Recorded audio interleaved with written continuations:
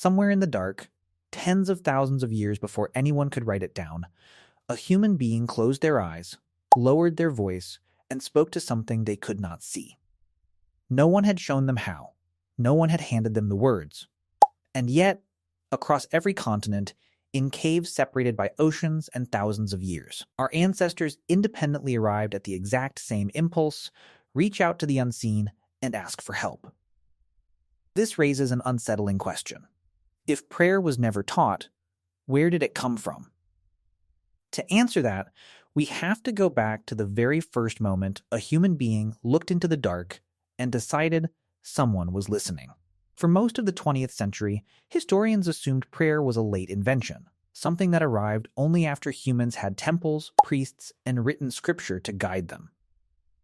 But the archaeological record tells a very different story. The oldest evidence of ritual behavior stretches back 70 to 100,000 years, long before the first alphabet, long before the first city, long before anyone had a word for God. Something was happening in the minds of early humans that had nothing to do with survival in the ordinary sense. They were reaching toward a presence they could not prove existed, and they were doing it on purpose. To understand why, we have to look at where prayer actually begins, not with words, but with a gesture. In Blombos Cave on the southern coast of South Africa, archaeologists uncovered engraved pieces of ochre dating back roughly 77,000 years, carved with deliberate geometric patterns that served no practical function. Ochre itself is not food, not a tool, not shelter. It is a pigment, and its earliest use across dozens of sites was ceremonial, smeared onto bodies, packed into graves, painted onto stone. If early humans were purely rational survival machines, this behavior makes no sense. Why waste precious time engraving a rock that cannot be eaten or used to hunt? The only explanation that fits the evidence is that these marks meant something. They were a form of communication aimed not at other humans, but at something beyond them. The leap from symbolic marking to prayer required one more ingredient: the belief that something out there could actually hear you. This is where the human brain's most dangerous survival tool comes into play.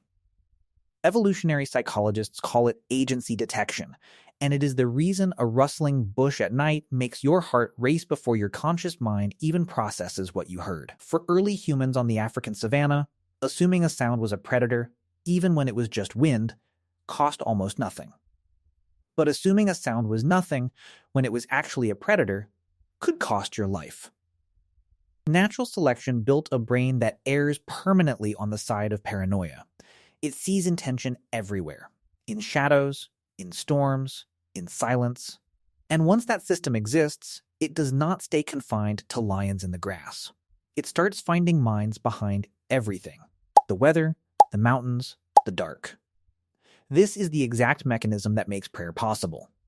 If your brain is already primed to detect a hidden agent behind every unexplained event, then a drought is not simply an absence of rain. It is a decision made by something with a will. And if that something has a will, then it can, in theory, be reasoned with. This single cognitive leap from something is happening to someone is doing this to me is the exact moment the first prayer became conceivable. Prayer is not a religious invention. It is a byproduct of a brain built to survive predators, misapplied to the entire universe. There is a second cognitive tool working alongside agency detection, and it deepens the case even further. Psychologists call it theory of mind, the capacity to imagine what another person is thinking, wanting, or planning, even when they never say a word out loud. It is why you can guess a friend is annoyed from the set of their jaw, or sense a stranger's intention just from the way they cross a room. This skill evolved because reading other people accurately kept early humans alive inside their own groups. But once a brain becomes that skilled at inferring hidden minds behind human faces, it does not politely stop at the edge of the group. It reaches further, into the wind, into the dark, into the silence after a scream. Theory of mind combined with agency detection did not just make early humans suspicious of predators. It made them capable of imagining an entire interior world behind the universe itself, a will on the other side of the sky. One that could be reasoned with the same way a neighbor could. The clearest physical evidence of this shift comes from how early humans treated their dead. At Khafre Cave in Israel, researchers uncovered skeletons nearly 100,000 years old, deliberately positioned and covered in red ochre, arranged with a level of care that has no survival value whatsoever. A corpse cannot benefit from being placed carefully or painted red. The only entity that benefits is whatever is believed to receive that corpse next. Burial goods found across dozens of Paleolithic sites, tools, ornaments, food offerings, tell the same story. These were not gifts for the living. They were gifts for someone assumed to still exist on the other side, someone who could still, in some sense, be spoken to. Speaking to the dead is, functionally, the first prayer. Consider what that act actually requires. It requires believing a person who can no longer breathe, no longer move, no longer respond, can still hear you. It requires believing that intention survives the body. Once early humans made that leap for their own dead, family, elders, the people whose faces they knew, the next leap was almost inevitable. If a beloved grandmother could still listen from somewhere beyond death, then perhaps the sky could hear too. Perhaps the river could answer. Perhaps the thing that sent the storm, the thing that took the herd away, the thing that decided who lived through the winter, could be reasoned with as well. At Shanidar Cave in what is now Iraq, Neanderthal remains were discovered surrounded by pollen from wildflowers. An arrangement researchers initially believed represented one of the earliest known funerary rituals in the hominin fossil record. Whether or not every detail of that specific find survives modern scrutiny, the broader pattern across Neanderthal and early human sites does not. Bodies were not simply discarded. They were positioned, adorned, and sometimes accompanied by objects with no material use to a corpse. Something had changed in how these early minds understood death, and that change is inseparable from the pull toward believing an unseen presence existed at all. But observing the dead was not the only trigger. Fear was, arguably, a faster one. Life before medicine, before shelter, before predictable food supply, was a relentless procession of things that could kill you without warning, disease with no visible cause, lightning that could split a tree in half, a drought that could starve an entire group within a season. Modern neuroscience gives us a precise picture of what chronic, uncontrollable threat does to the human body. It floods the bloodstream with cortisol, suppresses immune function, and keeps the nervous system locked in a permanent state of high alert. A brain trapped in that state for years does not function well. It cannot plan, cannot cooperate, cannot sleep. Prayer, even in its most primitive form, offered a way out of that trap. The moment a human being decided that a storm was not random but intentional, they gained something priceless: the illusion of a relationship. You cannot negotiate with random chance, but you can negotiate with a will. You can offer it something, speak to it, ask it to stop. Neuroimaging research on modern prayer and meditation shows that focused, repetitive appeal to an unseen presence measurably quiets the brain's threat response circuitry, lowering activity in regions associated with anxiety and rumination. Our ancestors did not need to understand any of this neuroscience to benefit from it. The first prayer may have begun as pure terror, whispered into the dark, and ended as one of the most effective stress relief technologies the human mind has ever discovered.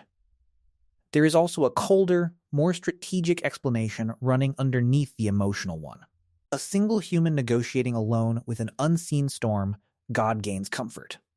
But an entire tribe believing in the same hidden listener gains something far more powerful: coordination.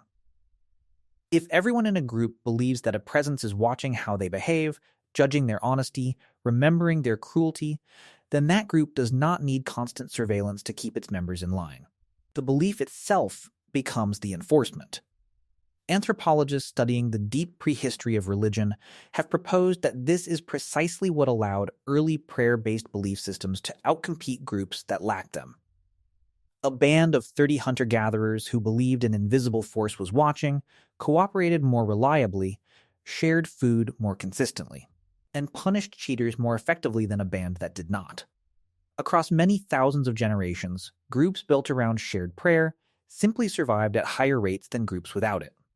By the time humans began building the first monumental ritual sites, structures like the T-shaped pillar complexes of southeastern Turkey, dating back roughly 11,500 years.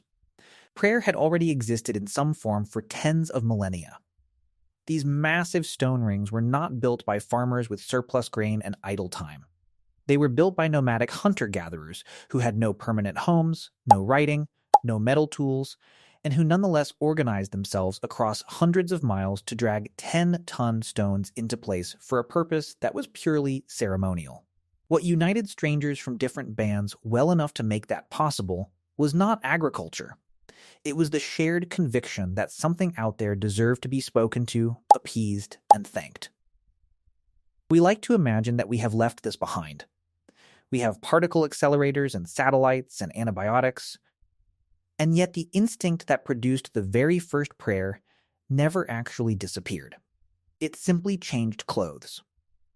We still whisper please under our breath before opening an envelope we are afraid of.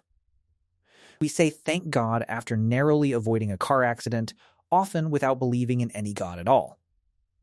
We still find ourselves negotiating silently with an empty room during the worst moments of our lives, asking for one more chance, one more year, one more piece of good news.